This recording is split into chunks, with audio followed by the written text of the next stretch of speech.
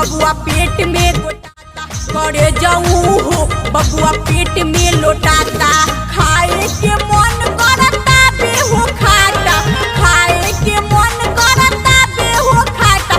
पलामुआ हो बबुआ पेट में गोटाता, सजनवा हो बबुआ पेट में लोटाता।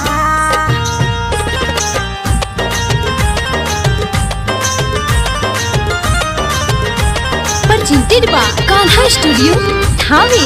Mixed by Aryan Gupta.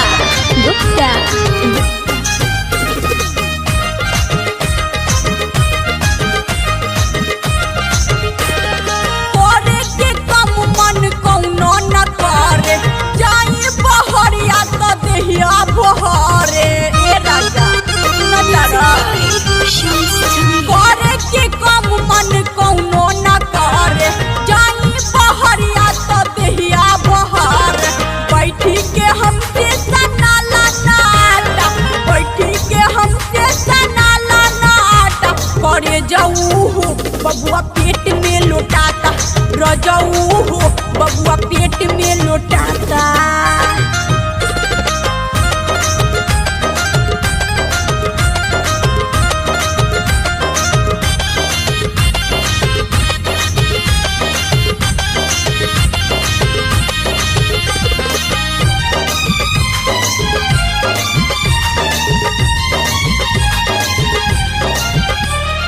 मनला ना बात कोई दिहला बरियारी, हमरा के रोक तू तो दिहला हो भारी।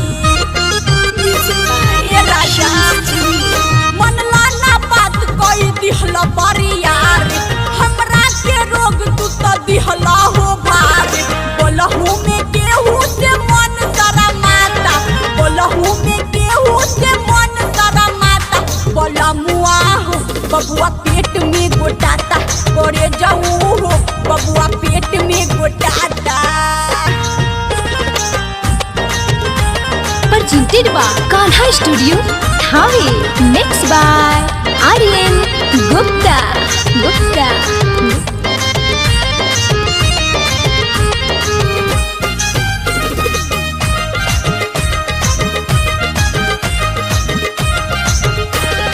राइटर रविंदर सुनो बलम हो, घरबा से बहरी ना निकले बहम हो।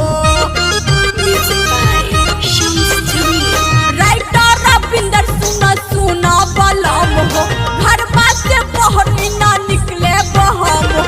साचो मनीषा के मन घबराता, साचो मनीषा के मन घबराता।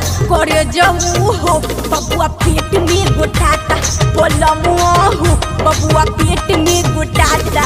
खाए के मन करता बेहो खाता, खाए के मन करता बेहो खाता।